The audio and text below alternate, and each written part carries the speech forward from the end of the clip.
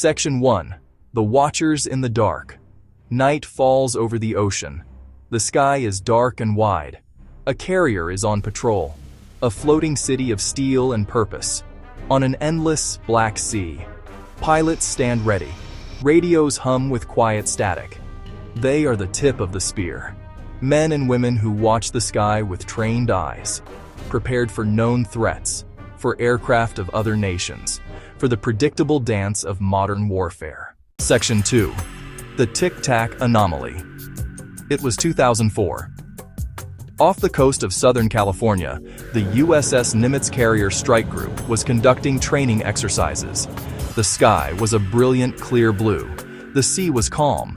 For weeks, the advanced SPY-1 radar system aboard the USS Princeton had been tracking strange objects.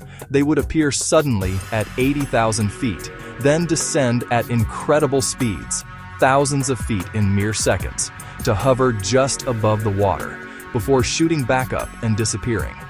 The operators could not make sense of the readings. They were unlike anything they had ever tracked before. Commander David Fravor, a veteran F/A-18F Super Hornet pilot, was diverted to investigate one of these contacts. He and his wingman approached the location. At first they saw nothing.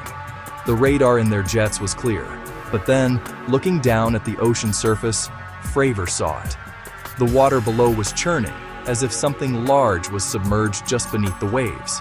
And then he saw the object itself, hovering erratically about 50 feet above the disturbance. It was smooth, white, and oblong, with no wings, no rotors, and no visible means of propulsion. It looked like a giant tic-tac, about 40 feet long. A perfect, seamless shape against the blue of the sea. Fravor decided to descend for a closer look. As his jet spiraled down toward the object, the tic-tac seemed to react. It mirrored his movement, ascending to meet him, but on the opposite side of the circle. It moved with an agility that was simply impossible. It was not flying through the air, it was moving within it, as if physics did not apply to it in the same way. Fravor cut across the circle to fly directly at the object. As he did, the tic-tac accelerated at a speed he could not comprehend. It was gone, in a blink. No sonic boom, no exhaust trail.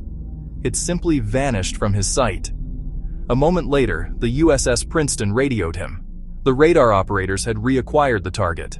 It was now 60 miles away at his original rendezvous point, a distance it traveled in less than a minute. The pilots were stunned. Their machines, the pinnacle of aviation technology, had been effortlessly outmaneuvered. And this would not be the last time. Section 3. Radar Corroboration. The story of the tic-tac does not rest on human eyes alone. What makes this encounter so powerful is the data.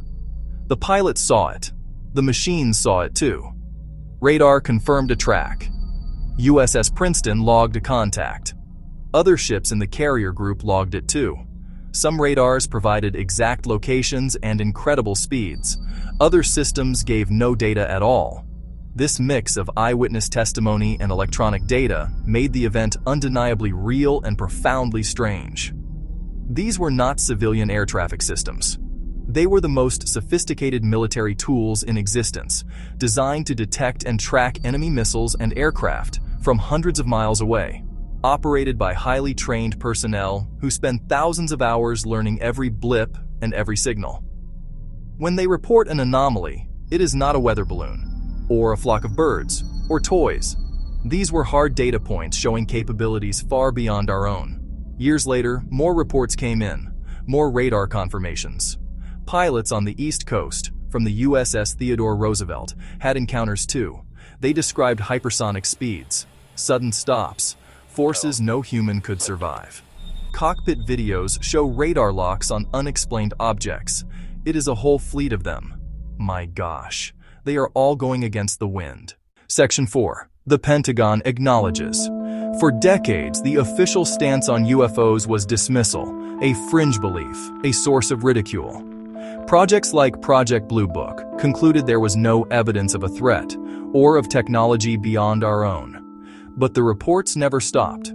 They were filed away, classified, kept from public view. Then came the shift. In December 2017, the New York Times published a bombshell report.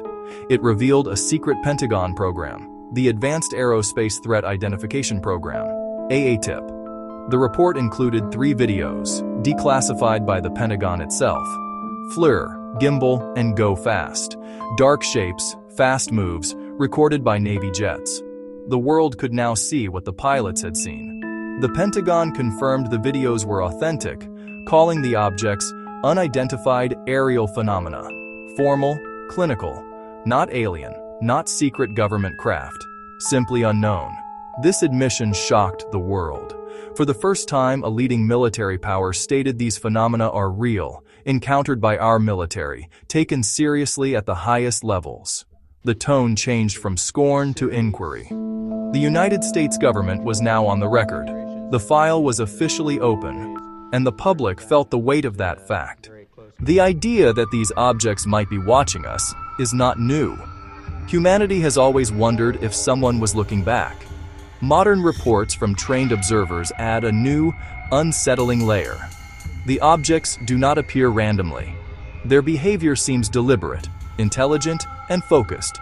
They appear over sensitive military training areas, near our most advanced naval assets, near aircraft flown by our most skilled crews. The timing and location make you ask, why here? Why now? One possibility: advanced reconnaissance drones from another nation, China, Russia. Another possibility: our own top-secret aerospace projects in testing. A third possibility: something else entirely. Pilots and the Pentagon do not claim origins. They simply open the file. They point to unknown motion, intelligent responses, focus patterns, and ask for answers because the behavior suggests purpose. Many pilots report the feeling of being observed. The movements are quiet, clinical, not aggressive, not passive. Like observers, they seem to study our flight paths, our tactics, our reactions, testing our limits, speed, turn rates, and radar response. In the Tic Tac incident, the object mirrored Fravor's descent, a clear reaction. Think of the pilots. They sit in a quiet, darkened cockpit surrounded by the glow of instruments. Below them, the world is a map of lights and shadows. The night is clear, then a blip appears, a shape manifest where nothing should be, moving in ways unnatural, impossible. Training takes over. They do not guess or panic. They record the facts, time, altitude, speed, and keep their voice calm on the radio. But inside, a human being is witnessing something beyond the known world. The public hears these stories and feels fear, thrill, and wonder, an ancient mix at the edge of discovery. Tic Tac, a close call, no exhaust, no wings, yet abrupt turns and accelerations implying enormous G-forces. The pilots pushed their jets to the limits and could not keep up. Radar sometimes tracks them perfectly. Other times, advanced systems go quiet. Cameras record them 1 minute, the next, they are gone. Multi-sensor systems fail to align, puzzling experts and unsettling crews. The instruments, trusted tools, behave oddly. The experience is disorienting and deepens the mystery. From a military perspective, this is a defense problem, a critical issue of flight safety and national security. Unknowns in restricted airspace, flying with impunity near aircraft, are a tangible risk. In response to the growing number of encounters, the United States Navy has fundamentally changed its rules. For years, pilots who reported sightings faced stigma and career risk. There was no standardized channel. In 2019, the Navy issued new guidelines. Pilots are now instructed and encouraged to report incursions by unidentified phenomena. They must file official reports, feeding a formal pipeline from cockpit to analyst. This ensures encounters are documented, logged, and made available for study, enabling pattern analysis and hotspots. The Tic Tac is now a symbol, a critical gap in our knowledge, a credible event witnessed by the best, using the best. These new rules honor those who came forward and paved the way for greater transparency. The call is not for belief, but for study. Share data, test, and measure. The phenomenon has been acknowledged. Now it must be understood. So now we wait. We end this chapter with sightings that point toward an unknown future. The files are being opened. The pilots are ready to talk. A new office studies the documents. The watchers, whatever they are still out there in the dark. They still appear on radar, still glimpsed by those who guard our skies. The mystery is no longer if they are there, but what they are and why. Evasive yet persistent.